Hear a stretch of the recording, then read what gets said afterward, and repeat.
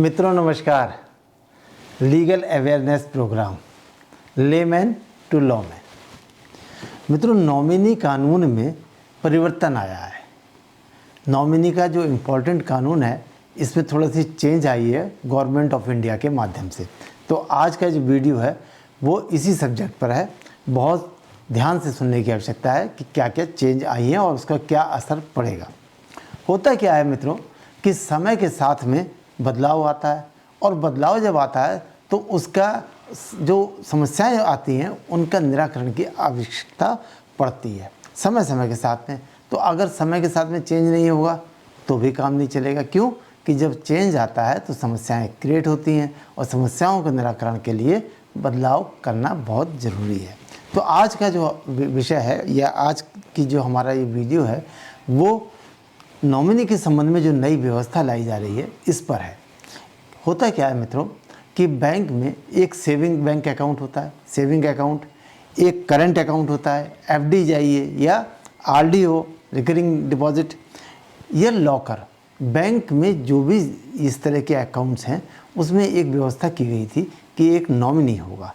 और नॉमिनी का मतलब क्या, लोग ये समझते हैं कि अगर उस अकाउंट होल्डर की डेथ हो जाए किन्हीं परिस्थितियों में तो उसके अकाउंट का पैसा बैंक के पास ना रह जाए, वो उसके नॉमिनी, जिसको कि उसने नॉमिनी बनाया हुआ है, उसके माध्यम से उसके लीगल हायर्स तक पहुँचे। इस संबंध में मैंने पहले भी वीडियो दिए हैं और सुप्रीम कोर्ट के जजमेंट से के माध्यम से स्पष्ट किया है। क्या है, क्लियर किया है, क्या स्पष्ट किया है, वो ये कि लोग ये समझते हैं कि जो नॉमिनी है ये सारा पैसा उसका ही है, जबकि ऐसा है नहीं। क्या है असलियत में कि नॉमिनी एक तरह का एजेंट है, और वो एजेंट की क्या ड्यूटी है कि वो बैंक से पैसा निकाल ले उसके अकाउंट का और उसके जो लीगल हायर्स हैं उनको डिस्ट्रीब्यूट कर दे।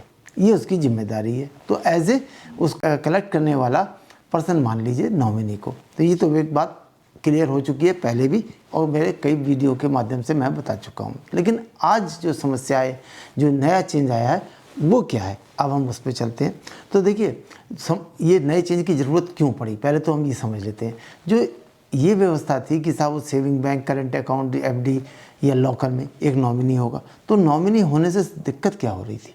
नॉमिनी होने से दिक्कत ये आ रही थी कि जो लीगल हायर्स हैं, किसी bank account, saving bank account holder की डेथ हो गई तो उसका पैसा किसको मिला? नॉमिनी को। अब नॉमिनी लीगल हायर से अलग है, परिवार से अलग है, तो वो पैसा का हकदार तो है नहीं। वो पैसे के मालिक कौन है कानूनन? लीगल हायर्स जो हैं। तो लीगल हायर्स को अपना पैसा लेने के लिए नॉमिनी से अप्रोच करनी पड़ती थी। कभी कभी उसकी नीयत ख़राब हो जाती थी, कभी पता ही नहीं चल पाता था कि पैसा ही नहीं है, बाहर रहते हैं बच्चे। इस तरह से जो लीगल हायर्स हैं वहाँ तक पहुँचना, पैसा पहुँचने में दिक्कतें आती थी। इवन कभी कभी तो कोर्ट केस भी करने पड़ जा रहे थे अपने शेयर को लेने के लिए नॉमिनी के साथ। ऐसे भी मामले बहुत सारे आए। एक तो समस्या ये थी, और दूसरी समस्या ये थी, सबसे बड़ी जो अहम समस्या थी वो ये आई कि इस बीच में कोरोना एक बीमारी आ गई। अब इस बीमारी की ने एक नई चीज़ दिखाई। वो क्या दिखाया कि बैंक का जो अकाउंट होल्डर है उसकी डेथ तो हुई, साथ में नॉमिनी की भी डेथ हो गई, पूरे परिवार के परिवार साफ हो गए। तो जब जिसके नाम से अकाउंट है उसकी डेथ हो गई और नॉमिनी की भी डेथ हो गई, तो फिर तो समस्या वहीं आ गई। ये बड़ी इंपॉर्टेंट बात हो गई। अब इसका निवारण कैसे करें, तो इसका निस्तारण करने के लिए भी माइंड में बात रखी गई।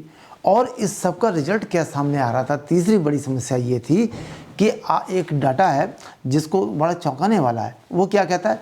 78,000 करोड़ 78,000 करोड़ रुपया अनक्लेम्ड है देश के बैंकों के अंदर। देश के बैंकों में 78,000 करोड़ रुपया अनक्लेम्ड है, जिसका कि कोई क्लेमेंट नहीं है। तो कितनी बड़ी धनराशि हो गई, और ये लोगों का पैसा है, जनता का पैसा है। इस वाली बातों को सोच करके जो समस्या सामने आई उसके निराकरण के लिए इस गवर्नमेंट ऑफ इंडिया, भारत सरकार के द्वारा बैंकिंग लॉ अमेंडमेंट बिल लाया गया, जिसका नाम है बैंकिंग लॉ अमेंडमेंट बिल 2024। और ये अभी 3 दिसंबर 2024 को लोकसभा से पास भी हो गया, और अब ये कानून का रूप अतिशीघ्र ले लेगा। जैसे ही राज्यसभा और राष्ट्रपति के साइन हो जाएंगे इस पर, वैसे ये कानून का रूप ले लेगा बहुत अति निकट भविष्य में। अब इसमें क्या अंतर आया, अब हम इस पर चर्चा कर लेते हैं। देखिए, चाहे वो सेविंग बैंक अकाउंट हो, चाहे करंट अकाउंट हो, चाहे एफडी, आरडी, लॉकर, कोई भी हो। अब नई सुविधा ये हो गई कि उसमें एक नॉमिनी नहीं, 4 नॉमिनी के नाम लिखने की सुविधा हो गई। अब उन 4 नामों को हम उसमें एक नॉमिनी की जगह 4 नॉमिनी बना सकते हैं, और उन नॉमिनी में हम प्रायोरिटी भी दे सकते हैं, नंबर 1, नंबर 2, नंबर 3, नंबर 4, इस तरह से भी दे सकते हैं। इवन इन चारों में अपने अमाउंट को किस तरह से डिस्ट्रीब्यूट करना चाहता है जो बैंक अकाउंट होल्डर है, वो भी परसेंटेज भी लिख सकता है कि सबको 25-25% कर दे, या किसी को ज़्यादा किसी को कम, वो परसेंटेज भी लिख सकता है, जिससे कि उसकी डेथ के बाद उसके जो धनराशि है उसको बांटने के में झगड़ा आपस में ना हो, उसमें ये ना हो कि किसके ज़्यादा कितना कम, और वो पैसा नॉमिनी के पास भी ना पड़ा रह जाए, उसको लेने के लिए लीगल हायर्स को कानूनी कार्रवाई ना करनी पड़े, पैसे की बचत हो, समय की बचत हो, और जो उसके लीगल हायर्स हैं तत्काल उनके पास वो पैसा उनके पास पहुंच जाए, जिससे कि बहुत सारी समस्याएं ख़त्म हो सकें। तो एक तो ये 4 नाम की सुविधा आ गई कि अब एक नॉमिनी नहीं 4 नॉमिनी बनेंगे, जिससे कि उसकी मृत्यु के पास आपसी झगड़े की संभावना अब समाप्त सी हो जाएगी। लेकिन क्या इसको मान लें कि इस तरह के 4 नाम लिख देने से समस्या होगी? नहीं, अभी तो समस्याएं तो समय समय पर आती रहती हैं, और उनका जब आती हैं तो निराकरण भी हो जाता है। फिलहाल अगर ऐसे ही समझ लीजिए, आप ये मान लीजिए कि एक परिवार में जो उसके लीगल हायर्स हैं उससे अलग परिवार के बाहर का नॉमिनी है, 4 नॉमिनी है, चलिए चारों बना देते हैं, तो भी उसके जो, क्योंकि पैसा उनका तो है नहीं नॉमिनी का, वो पैसा तो लीगल हायर्स का है। अब लीगल हायर्स को तो नहीं मिलेगा, लीगल हायर्स को तो नॉमिनी ने पैसा ले लिया बैंक से और नहीं दिया, तो लीगल हायर्स को फिर वो केस, कानूनी कार्रवाइयाँ करनी पड़ेंगी। वो वाली कार्रवाई समस्याएं तो अभी लगता है कि रहेंगी, लेकिन एक समस्या का निराकरण हो जाना निश्चित है। वो कौन सी? जैसे कोरोना वाली समस्या, जब ये बीमारी आई तो अकाउंट होल्डर की भी डेथ हो गई और नॉमिनी की भी, तो उसमें 4 हैं, कोई ना कोई तो बचेगा। इस तरह से बैंक के पास वो पैसा नहीं रहेगा। और जो मैंने बताया था कि डाटा 78,000 करोड़ रुपया जो है, ये इसी वजह से है कि कोई उनका क्लेमेंट है ही नहीं, कोई क्लेम करने वाला नहीं है। तो अब तो क्लेमेंट रहेगा, एक चला गया, दूसरा नॉमिनी, दूसरा, तीसरा नहीं तो चौथा, कोई ना कोई तो बचेगा ही। तो काफ़ी संभावनाएं हैं कि इस तरह के पैसा, जनता का पैसा इस तरह से अनक्लेम्ड नहीं रहेगा। लेकिन ये जो बात है कि समस्या इस तरह की जो मैंने बताया, इस तरह की समस्याओं के तो निदान मिल जाएगा, लेकिन अभी वो वाली बात कि साहब जो परिवार के लोग हैं, अब बताइए एक फैमिली में बाय द वे 4 ये होते हैं ना, लड़के, लड़की और वाइफ और मदर, ये 4 तो फर्स्ट क्लास हायर्स की लिस्ट में आते हैं। तो अगर बाय द वे किसी के 6 बच्चे हैं, 5 बच्चे हैं, अभी देश में ये संख्या इस तरह की होती है, तो 4 नॉमिनी से तो कोई फ़र्क नहीं पड़ता। और फिर नॉमिनी के लिए ये तो नहीं है कि उन्हीं में से बनेगा।